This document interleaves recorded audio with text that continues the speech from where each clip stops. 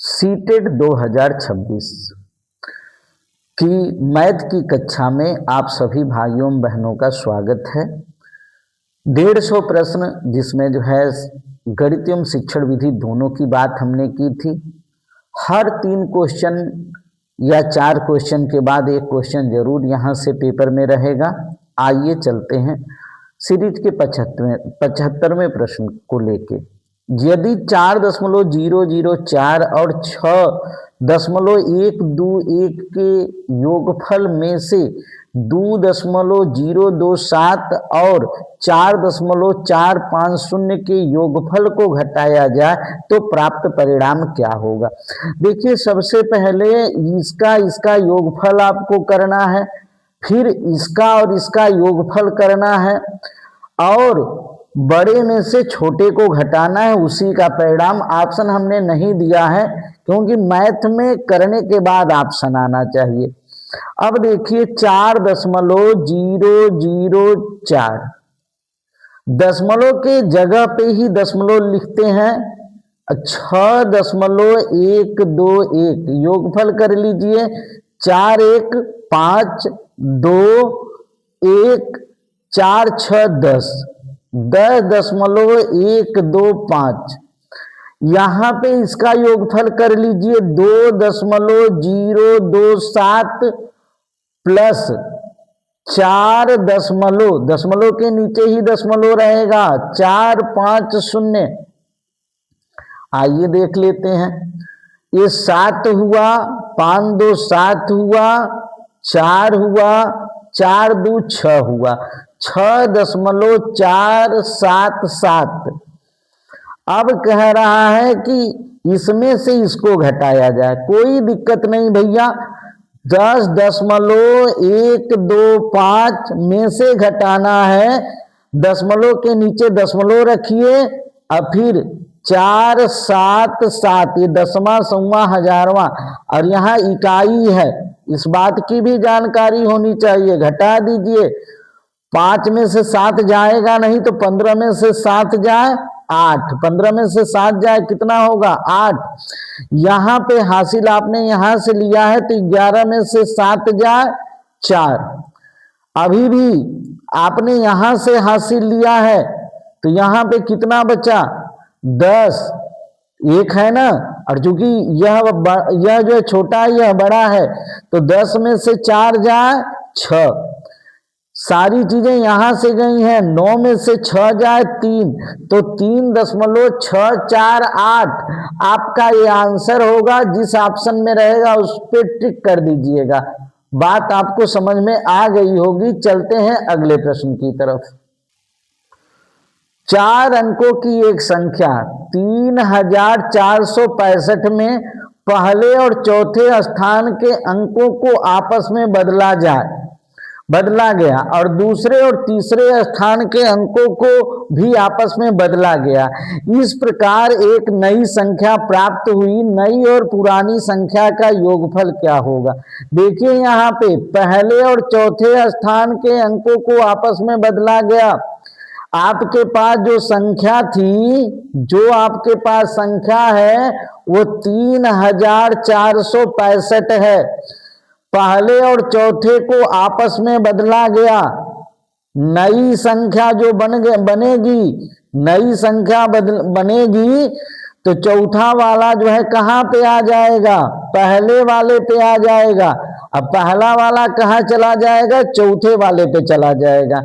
5 और 3 यह फिर कह रहा है दूसरे और तीसरे अंकों को भी आपस में बदला गया। दूसरे को किससे बदला गया, तीसरे से, और तीसरे को किससे बदला गया, दूसरे से। तो यहाँ पे दूसरे पे कौन आ जाएगा 6 और तीसरे पे कौन चला जाएगा 4। तो नई संख्या 5643। अब इन्हीं का योग पूछा जा रहा है, योगफल पूछा जा रहा है। तो भैया आराम से हम यहीं पे जोड़ सकते हैं। यह जो है पुरानी संख्या है, ये बदलने के बाद संख्या बनी है। 5 3 8 और उसके बाद 6 4 10 हासिल 1 4 6 10, 10 1 11, 5 3 8 1 9, 9108। देखिए सवाल इतना बड़ा और आंसर इतना छोटा। चलते हैं अगले प्रश्न की तरफ। संख्याओं 25, 34, 22, 15 और 30 के गुणनफल में कितने शून्य होंगे? तो सबसे पहले इनका गुणनफल तो निकाल दें, घबराइएगा मत। 25 गुणे 34 गुणे 22 गुणे 15 गुणे 30। यहां पे देखिए इसका गुणा इसमें कर दीजिए। 25 चौके 100, 25 चौके 100, हाथ में लगा 10, 25 या 75, अब 75 और 10 85। यहां पे इसका गुणा इसमें कर दीजिए। 15 दुना के 30, 15 दुना के 30, 3 33 और गुणे 30। भैया आराम से जो है 33 या 99, 85 गुणे 33 या 99 और क जीरो 1 2 3 0। ठीक है ना। 5 का पहाड़ा जब 9 में पढ़ेंगे 5वां 45 होगा, 0 आने की कोई संभावना नहीं। इस नाते हम कहेंगे अभीष्ट शून्य की संख्या, अभीष्ट शून्य की संख्या जो है, अभीष्ट शून्यों की संख्या कितनी होगी? अभीष्ट शून्यों की संख्या सिर्फ 3 होगी। अभीष्ट शून्यों की संख्या 3 ही होगी। पूरा गुणनफल के चक्कर में मत पड़िएगा। चलते हैं अगले प्रश्न की तरफ। एक आयत में कितनी सममित रेखाएं, रेखा आवलिक रेखाएं हैं? आइए भैया, आयत किसको कहते हैं? आयत, आयत वह आकृति होती है जिसके आमने सामने की भुजाएं परस्पर एक दूसरे के बराबर और प्रत्येक कोण 90 अंश होता है। कितनी सममित रेखाएं होती हैं? देखिए मैं बता रहा हूं। यहां पे आयत को आप यहां से अगर मोड़ेंगे तो भैया कितना हो जाएगा? ये परत उस पे चली जाएगी। और जब एक आकृति, मान लीजिए पहली आकृति है, दूसरी आकृति, इसको मोड़ने पे यदि पहली आकृति दूसरी आकृति को पूरी तरह से ढक लेती है तो वह जो है उसकी सममिति कहलाती है। तो पहली सममिति जो है यह हो जाएगी। और दूसरे नंबर पे आइए भैया, फिर देख लीजिए, यहां पे आयत वह आकृति होती है जिसकी आमने सामने की भुजाएं परस्पर बराबर तथा समानांतर होती हैं, प्रत्येक कोण 90 अंश। अगर हम इस आयत को ऐसे मोड़ेंगे, ठीक है, यहां पे क्षैतिज है, यहां लंबवत मोड़ेंगे, तब भी पहली आकृति, अगर इसको यहां से मोड़ देंगे इसको एकदम आराम से, तो पहली आकृति जो है दूसरी को पूरी तरह से ढक लेगी। इस नाते 2 सममित रेखाएं होंगी, 2 सममित रेखाएं होंगी। अब इसको रेखाएं होंगी, अब इसको हम आराम से यहां से भी देख सकते हैं। जैसे मान लीजिए यही पेज है और इस पेज को अगर हमने इस तरह से मोड़ दिया, इस पेज को हमने इस तरह से मोड़ दिया, तो आप खुद देखिए ये पहला भाग है और यह एकदम सेम टू सेम दूसरा भाग है, पूरी तरह से ढक लिया, तब भी हो गया। और इसको अगर हम ऐसे मोड़ेंगे तब भी जो है यह वाला भाग दूसरे भाग को पूरी तरह से, ये पहला भाग है, इस पहले भाग को दूसरे भाग से पूर्णतः ढक दिया जाता है। इस नाते कितनी होंगी? 2 सममित रेखाएं होंगी। चलते हैं अगले प्रश्न की तरफ। सीरीज का 79वां प्रश्न।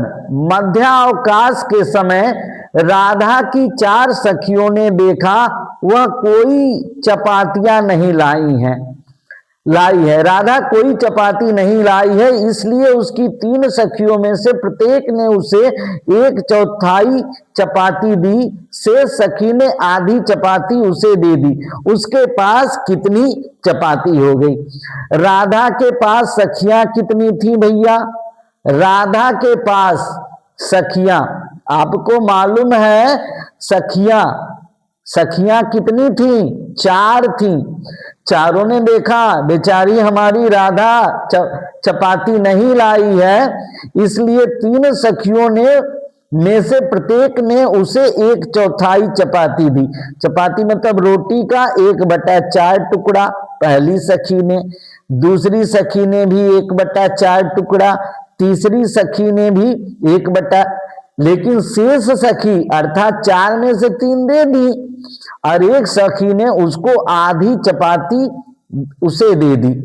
उसके पास कितनी चपाती हो गई? 4 और 2 का लसप 4 होगा। ठीक है, 4 से 4 में भाग देंगे एक बार। देखिए हर से लसप में भाग देते हैं। 4 और 2 का लसप हमारे कुछ बच्चों को नहीं आता है, कुछ भाइयों बहनों को भी जो है पहले का पढ़े हैं भूल गया होगा। एक ही लाइन में 4 का खंड 2 गुणे 2 और 2 इसमें समाहित है, इसलिए 4 लसप 4 होगा। हर से भाग देते हैं, एक बार गया, एक एकम में 1। 4 से 4 में भाग देंगे 1, फिर 4 से 4 में भाग देंगे, एक बार गया, जितनी बार जाता है उसका इसमें गुणा करते हैं। फिर 2 से 4 में भाग देंगे, 2 बार गया, 2 एकम में 2। तो यहां पे 5/4 हुआ। 5/4 को सही बटा में बदल लें, 4 एकम में 4, एक सही 1/4 चपाती उसके पास होगी। चलते हैं अगले प्रश्न की तरफ। एक अध्यापिका ने अपनी कक्षा के विद्यार्थियों को 1 अंक की एक संख्या, 2 अंक की एक संख्या, 3 अंक की एक संख्या, 4 अंक की एक संख्या, 5 अंकों की एक संख्या को जोड़ने के लिए कहा। उन्होंने यह भी कहा कि उपयुक्त संख्याओं में केवल एक अंक एक ही का प्रयोग करना है। अंक एक ही का प्रयोग करना है। आप कहेंगे कि एक अंक की एक संख्या एक का प्रयोग करना है, कोई दूसरा 2 अंकों की जो संख्या होगी 11, क्या होगी 11, 3 अंकों की 111, 4 अंकों की 1111, 5 अंकों की 11111। यहाँ पे इकाई के स्थान पे इकाई को लिखना है, दहाई के स्थान पे दहाई। 1 हो गया 11 में 10 दहाई 1 इकाई, इसमें 1 सैकड़ा, 10 दहाई 1 इकाई। तो आइए हम लोग इसको पहले जोड़ लेते हैं, बहुत सिंपल है। ये 5 हुआ, ये 4 हुआ, ये 3 हुआ, ये 2 हुआ, यह 1 हुआ। 12,345 अंकों का योग होगा। अब चलते हैं अगले प्रश्न की तरफ। 424, 434, 408, 419, 443, 401 को अवरोही क्रम में लिखें। अवरोही क्रम का मतलब आप सारे लोग जान लीजिए, अवरोही क्रम का मतलब होता है घटते हुए क्रम में, घटते हुए क्रम में। तो घटते हुए क्रम में सबसे पहले बड़ी संख्या, बड़ी संख्या देखिए भैया कौन होगी। आप देख रहे हैं, आप तुरंत कहेंगे कि भैया जी 443 होगी। 443 के बाद क्या होगी? 434 होगी। 434 के बाद क्या होगी? आप कहेंगे कि 424 होगी। 424 के बाद क्या होगी?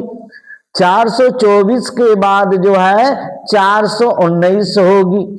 419 के बाद 408 होगी और 401 होगी।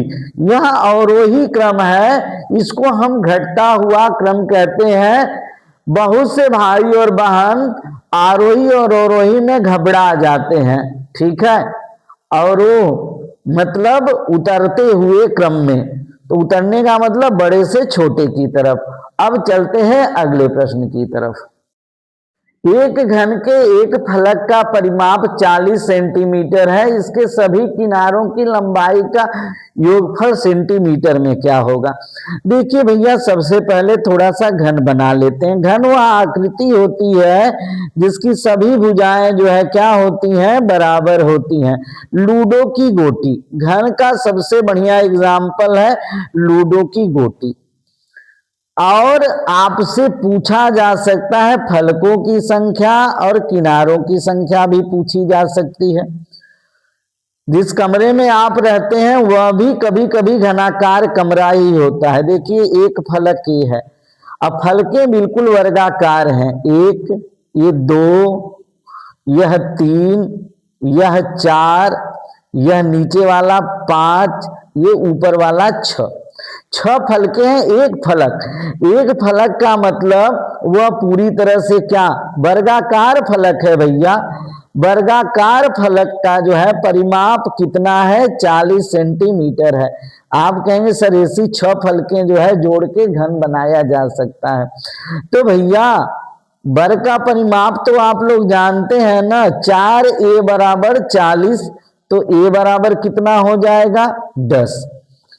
यहां पे फलक का परिमाप जो है कितना है भैया, 40 सेंटीमीटर है। फलक वर्गाकार है, घन की फलकें वर्गाकार होती हैं। 40 सेंटीमीटर, a बराबर 40/4 कितना हुआ, 10 सेंटीमीटर। किनारे कितने होते हैं, एक किनारा 2 3 4, 4 इधर 4 उधर, 4 4 8 और 4 3 12। अब आप 12 कैसे, ऊपर है 1 2 3 4 देख रहे हैं ना, 1 2 3 4 देख रहे हैं ना, 4 4 8, एक 9, एक 10, एक 11, एक 12। किनारे कितने होंगे, किनारे जो है किनारों की लंबाई कितना हो जाएगा, 12 किनारे होंगे। 12a, 12 गुणे 10 बराबर 12 दहा में 120 सेंटीमीटर। तो यहाँ पे एक नोट करने वाली बात है, फलकें कितनी होती हैं, 6 फलकें होती हैं। किनारे कितने होते हैं, घन में 12 किनारे होते हैं। देखिए फलक आप देख रहे हैं, एक फलक पूरा जो है वर्गाकार फलक, ये दूसरी फलक, ये तीसरी, ये चौथी, ये नीचे वाली 5वीं, ये ऊपर वाली 6वीं। और किनारे 1 2 3 4, नीचे भी 1 2 3 4, खमवा देख ही रहे हैं 4 ठो, 12। ठीक है, अब चलते हैं अगले प्रश्न की तरफ। 3 सही 1/3 समकोण का मान कई बार पूछा गया है। इसको मिश्र भिन्न है, सरल भिन्न में बदल लीजिए। तितरी के 9 1 10/3। अब बीच में कोई चिन्ह नहीं है तो गुणा, और समकोण का मतलब 90 अंश। 3 से काट दीजिए, तितरी के 9 3 0 0। 3 सही 1/3 समकोण का मान जो है 300 होगा। ठीक है, 300 एकदम कंफर्म। अब चलते हैं अगले प्रश्न की तरफ। सीरीज का 84वां प्रश्न, 21 41 31 51 41 61 और आगे करना है। सीरीज देखिए बड़ा आसान होता है, पैटर्न आपसे जो है सीटेड एकदम बोधात्मक स्तर का प्रश्न पूछता है। 21 एक एक छोड़ के कर दीजिए, 21 10 31, 31 10 41। अब 41 10 कितना हो जाएगा, आप कहेंगे सर 51 हो जाएगा, 51। अब यहां पे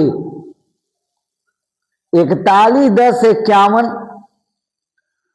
51 10 61 और 61 10 कितना हो जाएगा, 71। एक तरीका यह भी है, एक तरीका यह भी है। जैसे मान लीजिए आपने पैटर्न छोड़ के नहीं आप कर पा रहे हैं, तब देखिए क्या होगा। यहां पे 2 खाली स्थान भरना है।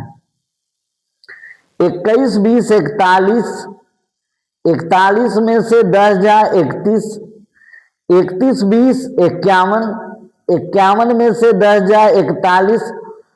पहले 20 जोड़ा गया है, फिर 10 घटाया गया, फिर 20 जोड़ा गया, फिर 10 घटाया गया है, फिर 20 जोड़ा जाएगा और फिर 10 घटाया जाएगा, 51 आ जाएगा, फिर 20 जोड़ दिया जाएगा, 71 होगा। तो अभीष्ट उत्तर 51 व 71 हो जाएगा। आपको ये क्वेश्चन समझ में आ गया होगा, ये पैटर्न वाले प्रश्न। अब चलते हैं अगले प्रश्न पर। राहुल ने 25 लीटर धारिता वाले 3 द्रव डिटर्जेंट के डिब्बे खरीदे। इस पदार्थ को 250 मिलीलीटर माप वाली बोतलों में स्थानांतरित किया। वह ऐसी कितनी बोतलें में भर सकता है? देखिए, सबसे पहले 3 द्रव डिटर्जेंट डिब्बे, तो कुल धारिता, ठीक है, 3 द्रव डिटर्जेंट के डिब्बे की धारिता, 3 द्रव डिटर्जेंट के डिब्बे की धारिता मतलब टोटल आयतन। और इस समय जो है आपके वॉशिंग मशीन में मुख्यतः जो है द्रव डिटर्जेंट ही लग रहा है। 25 लीटर गुणे 3, 25 या 75 लीटर। चूंकि यहाँ ml दिया है इसलिए लीटर को मिली में बदल लें। यहाँ पे मात्रक हम खूब रटवाए हैं कि ताकि आपको दिक्कत ना हो। Kilo, hecto, deca, litre, deci, centi, milli, litre. किसमें बदलना है? लीटर को मिली लीटर में बदलना है। 75 गुणे 1000, ठीक है। यह डब्बे की धारिता होगी। इतना जो है ml, गुणा मत करिएगा, बस इतना ही। वैसे गुणा भी कर देंगे तो कोई दिक्कत नहीं है। 200 और एक बोतल की धारिता, एक बोतल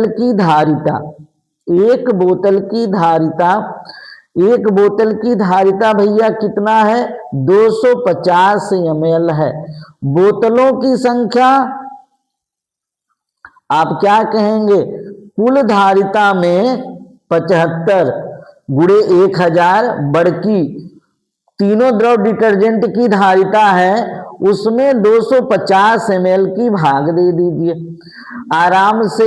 यह 0 0 से कट गया, 25 चौके 100, 4 5 20, 4 7 28, 2 30, 300 बोतलों की संख्या कितनी होगी? 300 बोतल।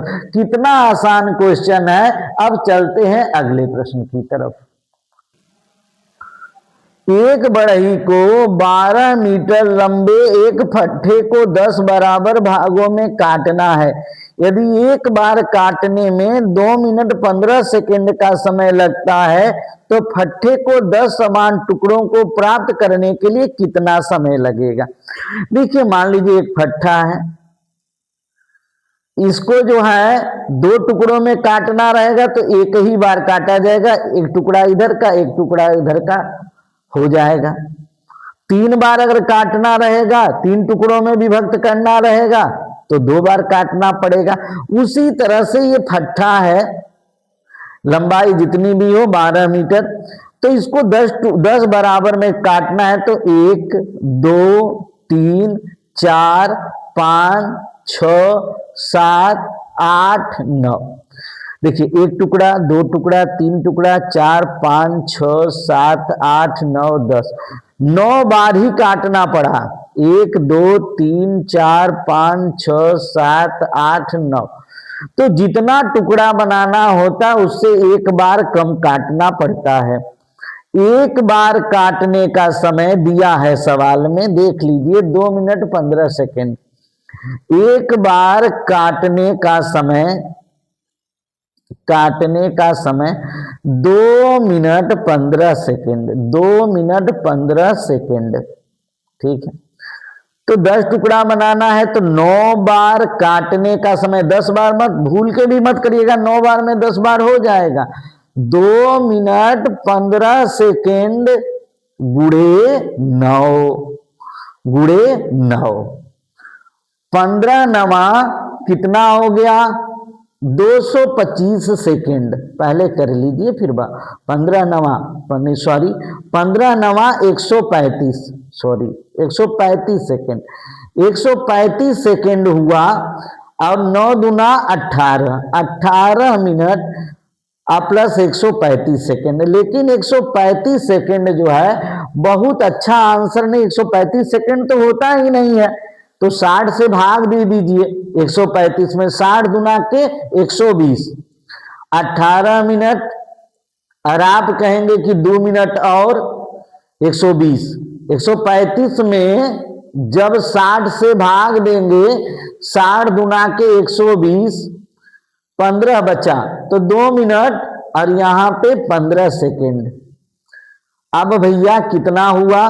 18 दू 20 मिनट 15 सेकेंड, 20 मिनट 15 सेकेंड लगेगा। एकदम तनिक भी मत घबराइएगा, 15 नवा 135 सेकेंड, ठीक है। और 135 सेकेंड को आप मिनट में बदल लीजिए, 2 मिनट 15 सेकेंड, 60 गुना के 120, 2 मिनट हुआ, 15 सेकेंड बचा, कुल मिला के जो है 20 मिनट 15 सेकेंड लगेगा। अब चलते हैं अगले प्रश्न की तरफ। यहां पे देखिए फल दिया है, मूल्य दिया है। आम 100 रुपया प्रति केजी, संतरा 160 रुपया प्रति केजी, नारियल 40 रुपये का एक, सेब 250 रुपया 250 प्रति केजी। जैन ने 2 केजी आम, 500 ग्राम संतरे, 500 ग्राम सेब और 2 नारियल खरीदे। तो 2 केजी आम का मतलब 2 गुणे 100, 2 गुणे 100, 200 रुपये का आम खरीदा। संतरा, आप देखिए यहां संतरा 160 रुपया केजी है और 500 ग्राम मतलब आधा किलो संतरा, 500 ग्राम का मतलब यहां 2 केजी का दाम 200 रुपया। अब 500 ग्राम संतरा है भैया, 500 ग्राम, 500 ग्राम को जब हम किलो में बदलेंगे तो 500 बटा 1000, 1/2 केजी होगा, 1/2 केजी संतरा। संतरा का दाम देखिए भैया 160 रुपया प्रति केजी, 1/2 और गुणे 160 कट जाएगा 80, 80 रुपये का। वैसे भी आप जानेंगे कि 500 ग्राम का मतलब कि आधा किलो। अब उस स्थिति में जो है सेब जो है 500 ग्राम सेब, 500 ग्राम सेब, तो आप कहेंगे कि आधा केजी सेब, आधा केजी सेब 1/2 गुणे 250। शुरू में कंसेप्ट नहीं बन पाते हैं बच्चों के। 125 रुपये का सेब और फिर 2 नारियल, नारियल 2 हैं और एक नारियल का दाम कितना है 40, तो 2 गुणे 40 बराबर 80। आप कहेंगे कुल कितने का?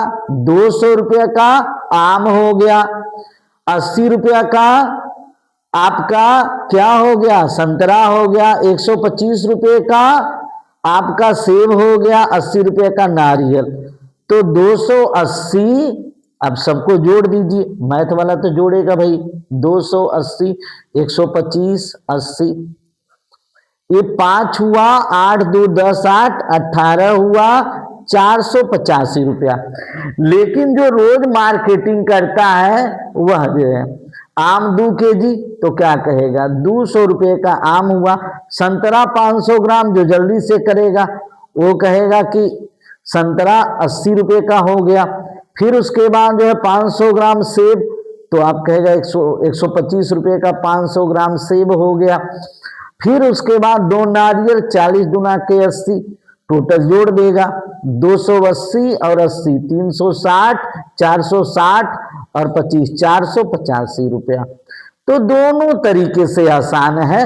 अगर मान लीजिए आप जो है मैथ सीख रहे हैं तो उस समय यह चीज जानना जरूरी है। 500 ग्राम में हाफ केजी, 1 केजी का दाम 160 है तो 1/2 गुणे 160 80 हो जाएगा। 500 ग्राम मतलब हाफ केजी, 1 केजी का दाम 250 है तो हाफ गुणे 250 125 हो जाएगा। 2 नारियल 2 गुणे 40 80 हो जाएगा। इसको इसको इसको इसको जोड़ने पे 485 रुपया आ जाएगा। अब चलते हैं अगले प्रश्न की तरफ। सीरीज का 88वां प्रश्न। 88वां प्रश्न, दिनों की संख्या पौधों की लंबाई। 0 में पौधा 0, 3 में लंबाई इतनी हो गई, 6 में लंबाई 5.3, 9 में लंबाई 9.5, 12 में लंबाई 10.3, 15 में लंबाई 10.9। किन 3 दिनों की अवधि में पौधों की लंबाई में वृद्धि क्रमशः अधिकतम और न्यूनतम। देखिए सवाल तो बड़ा आसान है, लेकिन सबसे पहले हम 0 से 3 दिनों में देखते हैं। 0 से 3 दिनों में देखिए, शुरू में कितना था, 0 था, अब बाद में कितना है 1.4। तो 1.4 में से 0 घटा दीजिए, बराबर 1.4 ही आएगा।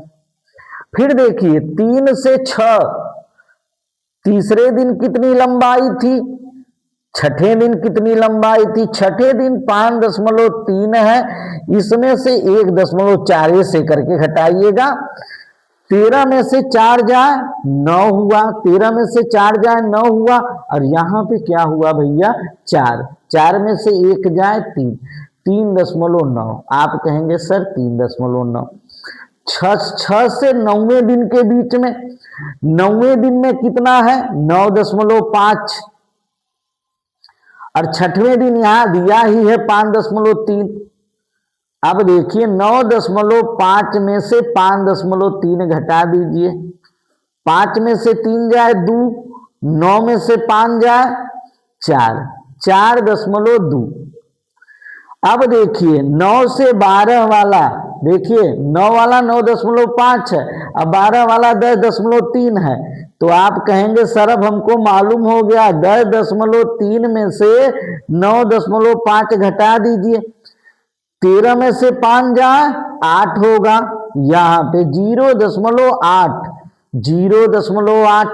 फिर 12 से 15 दिन में कितनी वृद्धि हुई, 15वें दिन का देखिए 10.9 है, अब 12वें दिन का 10.3 है, 10.9 में से 10.3 घटा दीजिए 0.6। आप बताइए 0.6, 0.8, 4.2, 3.9, 1.4। तो सबसे ज्यादा वृद्धि जो है 4.2 है, और सबसे न्यूनतम वृद्धि 0.6 है। तो यहाँ पे आइए देखिए सवाल में क्या पूछा है, किन 3 दिनों की अवधि में पौधों की लंबाई में वृद्धि क्रमशः अधिकतम। अधिकतम कब हुआ है भैया, अधिकतम जो है यहाँ पे देखिए, अधिकतम जो है 4.2 है ना, जो 6 से 9 दिनों में, 6 से 9 दिनों में पौधे में अधिकतम वृद्धि हुई। और न्यूनतम कब हुआ है भैया 0.6, 12 से 15 दिनों में। तो जिस ऑप्शन में 6 से 9 और 12 से 15 रहेगा उस पे आप टिक कर दीजिएगा। सवाल देखने में बड़े लगते हैं, लेकिन दिमाग से करिएगा। यदि आप 150 प्रश्न और हिंदी और संस्कृत के पेडागाजी के 100 प्रश्न और परीक्षा में महत्वपूर्ण प्रश्नों को ही 450 प्रश्नों को आप देख लेंगे, टोटल में टोटल करके आप चले आएंगे। चलते हैं अगले प्रश्न की तरफ। 89वां प्रश्न बड़ा आसान है, पहले पढ़ना जान जाइए। 101.01 गुणे 0.001, ठीक है भैया, 1 से गुणा होगा। आप कहेंगे सर 1 से गुणा होगा तो वही होगा, ठीक है। अब 3 2 5, 5 स्थान पे दशमलव लगाना है, इधर से दाएं तरफ से 1 2 3 4 5। सुशोभित करने के लिए 0 लगा देते हैं, 0 जो है पूर्णांक होता है, 0.10101, ये आपका आंसर होगा। बड़ा आसान है, 1 का गुणा करेंगे इतना ही आएगा। दशमलव कितने स्थान पे लगेगा, 3 2 5 स्थान पे, ठीक है। तो 5 स्थान पे दशमलव लगा देंगे, और इसका आंसर 0.10101। संख्याएं 23.18, 22.2, 23.45, 22.28, 23.1 को बढ़ते हुए क्रम में लिखिए। बढ़ते क्रम का मतलब आरोही क्रम, बढ़ते क्रम का मतलब होता है आरोही क्रम। बड़ा आसान है। सबसे पहले जो है हम सबको सही तरीके से लिख दें।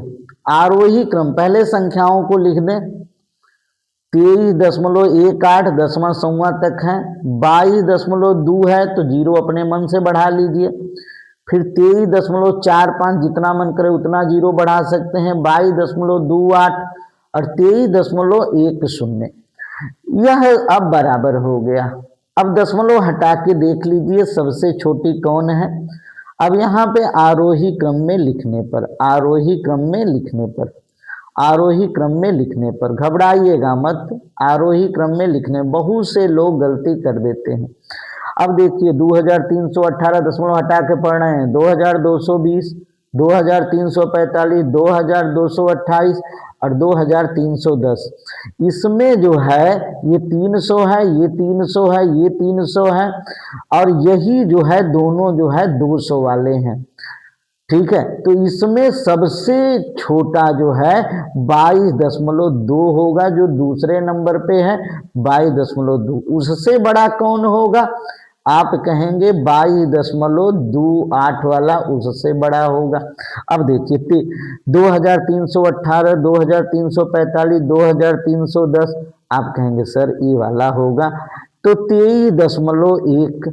अब इन दोनों में देखिए 2318, 2345, तो आप कहेंगे सर 23.18 वाला चौथे नंबर पे होगा। अब पांचवें नंबर पे होगा 23.45। इस प्रकार से आरोही क्रम मतलब बढ़ते क्रम में हो गया।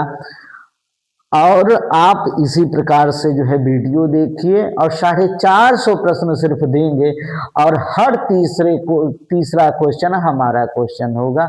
यह मेरा पूरा दावा है। Thanks for watching this video.